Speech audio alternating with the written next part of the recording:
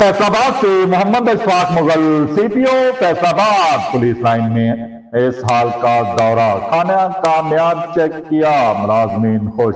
City police officer Sahibzada Bilal Umar की police line में हसीब शहीद मेस हाल का दौरा।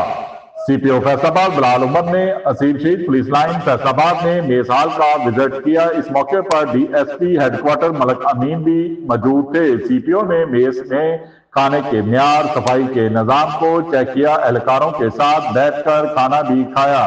सीपीओ बिलाल उमर ने कहा, जवानों को म्यारी खाना मुहैया किया जा रहा है।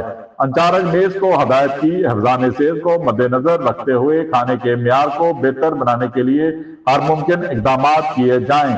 पुलिस के जवानों को म्यारी खाना फराहम करने में कोई कसर न छोड़ी जाए। देखते रहिए GS न्यूज।